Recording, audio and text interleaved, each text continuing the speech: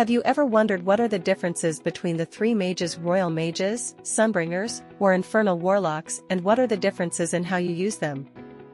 In this video, we will learn 1. Skill introduction of Sunbringer, Infernal Warlock, and Royal Mage. 2. In which modes they can be used and where to place them. First, let's check how the different stats are related to each other. The attack shows how much damage the units can produce when the unit uses the normal attack. Pierce shows how much of the enemy's defense can be ignored. Defense shows how much of the enemy's damage is ignored when the unit is attacked. Hit points shows how much health the unit has.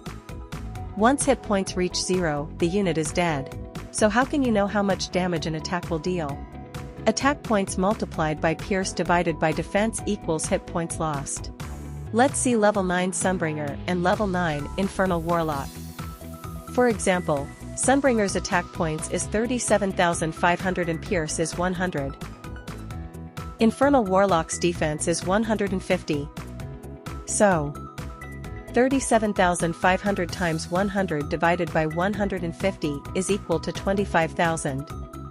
After one normal attack of Sunbringer, Infernal Warlock will lose 25,000 hit points. Now let's check the skills of 3 troops. Skills introduction. Aside from what skills do, the difference between the skills is how they are activated. The skills of Sunbringers and Infernal Warlocks are activated by the trigger number. For Sunbringers, the trigger number is 3 and for Infernal Warlocks the trigger number is 1. The skill of Royal Mages is activated by the cooldown, every 6 seconds. We have a video explaining the mechanics of unit skill release. You can find the link in the video description. Sunbringer, skill, Sunrays. Each 4 seconds, the skill causes the damage, which you can check in the game. In the first 2 seconds, the damage is the first number, and in the second 2 seconds, the damage is the second number. The priority target for the skill is heroes and single-load troops, such as Templars or Crusaders. Now let's see it in action. As you can see, when the skill is released, first 2 seconds, the ray is not as bright as in the later 2 seconds. It shows that the damage of the later 2 seconds is higher. As you can see, the nearest target for Sunbringer is target guards, so when Sunbringer attacked with the normal attack, he attacked target guards, 9-load troops, but when Sunbringer used his skill, he attacked Frost Titan, single-load troop. Infernal Warlock, skill, Soul Incineration. With each attack, Infernal Warlock will deal damage to the enemy he attacks.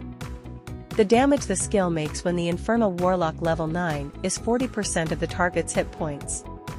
The percentage depends on the Infernal Warlock level. Now let's see it in action. Because Frost Titan's defense and hit points are higher, the skill still causes higher damage. Royal Mage, skill, Magic Missile. Each time when the skill is released, Royal Mages send 6 missiles within the range 20. It means that this skill is a multi-target skill. Now let's see it in action. Normal attacks made the damage only to 1 unit per attack, but the skill caused damage to 6 units, because the skill damage is multi-target.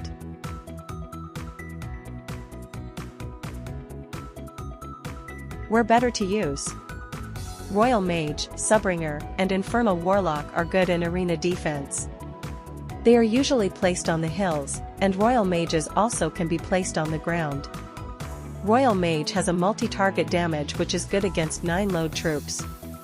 Infernal Warlock and Sunbringer can cause high damage to single-load troops and heroes.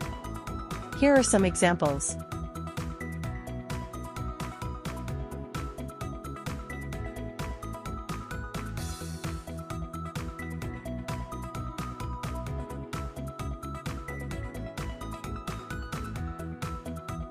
Royal Mage, Sunbringer, and Infernal Warlock can also be used for arena offense. Most players prefer to use more Royal Mages because they have multi-target damage and fewer Infernal Warlocks and Sunbringers because they can cause high damage to single-load troops and heroes. But Sunbringer and Infernal Warlock are also excellent choices, especially if you don't have enough Royal Mages. They are usually placed in the second and the third row of the boats. Here is an example.